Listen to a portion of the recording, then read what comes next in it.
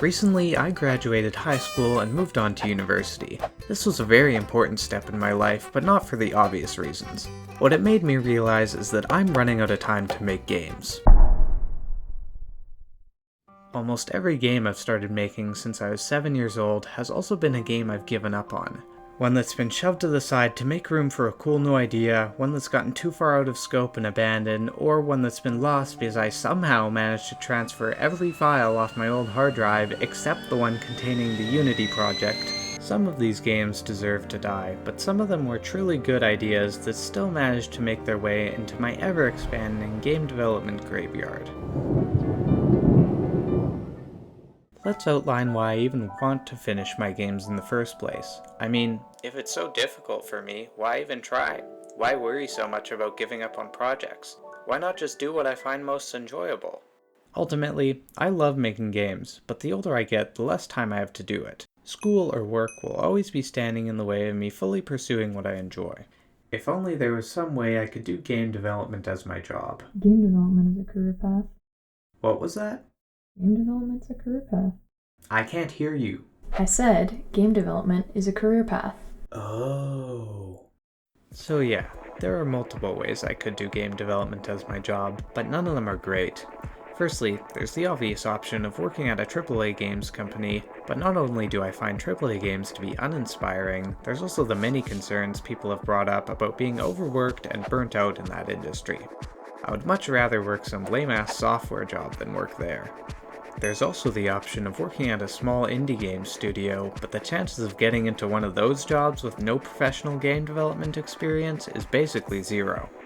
This leaves me with only one option: make games myself and hope that I can earn enough money to live off of. I'm currently in my first year of university, so I have about 4 years until I graduate. That means that it's time to plan out the next 4 years of my life.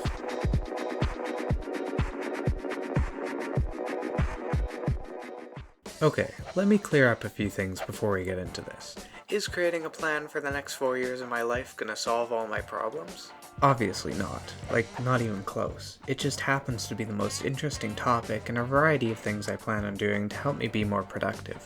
And sure, it's pretty unlikely that I'll even be able to reach my goal of full-time game development either way. I mean, if I thought this was risk-free, I wouldn't be going to university at all. But I know I'll never forgive myself if I don't give it a good shot. You see, I've had a few years of bashing my head against the wall trying to get myself to just work on a game, idiot. If you like doing it so much, it shouldn't be that hard. But realistically, no matter how much passion I had, it was never enough. So, a few months ago, I decided that I was going to really get serious about dealing with these problems of motivation that had been bothering me for so long. Of course, this was right after I started modding Core Keeper, so that plan just sorta got put on the back burner.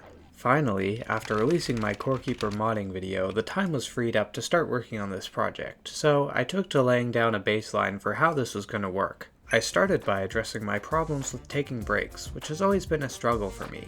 I either don't take any and burn out after a few weeks, or I feel entitled to my break and the time spent doing game development just feels like a chore that's separating me from my free time. This would lead to me slowly making my breaks longer and longer until it got to the point where I'd just give up on the project entirely. Luckily, around the time I started planning out how my breaks would work, I also started a class at my university about learning more efficiently. In this class, we were told to practice a set of flashcards multiple times a day except when we got them all right. In that case, we got the rest of the day off.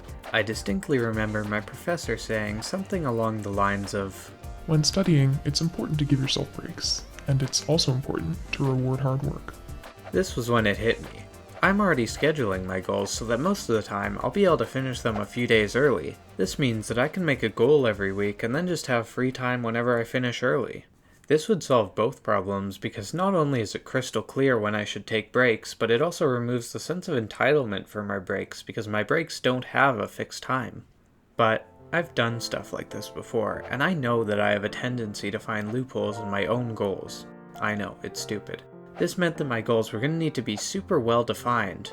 This is where I had the idea of weekly goals. This way, at the start of each week, I'd write my goal down and make sure it was specific enough that I couldn't cheat it. Starting with those rules, my goal for the first week was to do some research on preventing burnout and staying motivated. I finished it by Wednesday, and it felt amazing to have that done. I went through the entire week with a sense of accomplishment and tons of motivation to do more. Of course, as I promised myself, I would have to wait until the next week to do any more. And eventually, when the next week rolled around, I felt totally re-energized and excited to do whatever work I needed to do.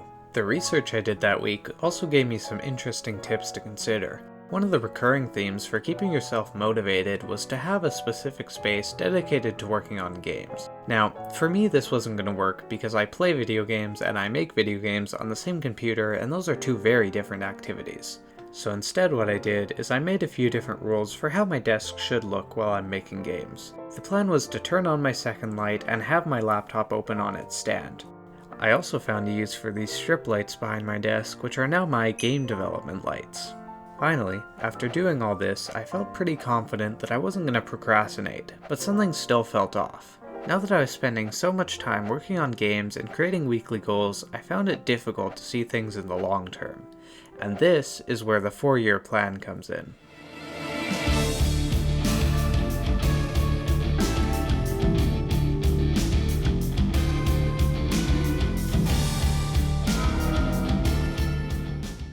This is the next 4 years of my life. Okay, it's actually closer to 3.5 because it took me so long to get around to writing this video, but I digress.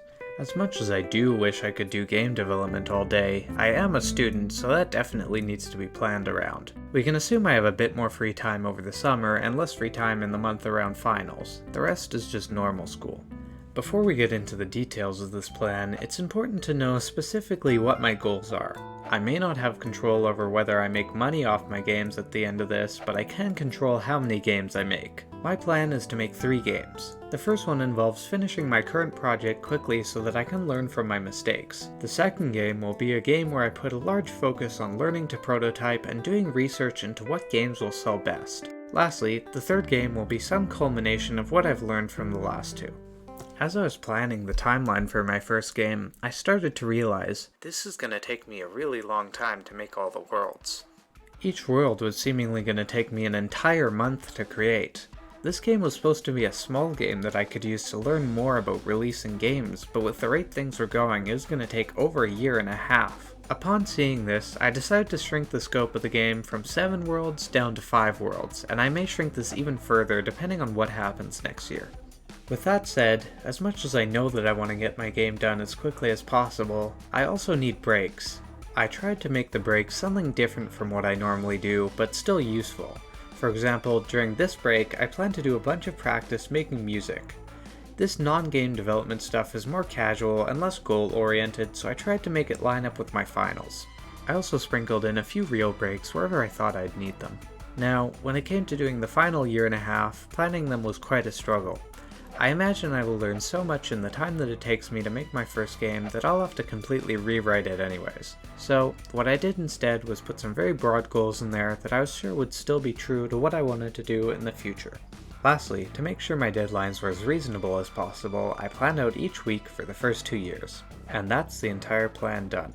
Ultimately, the research I did for this video was immensely helpful, and I'm really glad I did it. Obviously, some of the stuff mentioned may not work for you, but that's not really the point. Hopefully this video detailing my process towards solving a problem like this has inspired you to do the same. Anyways, have a nice day.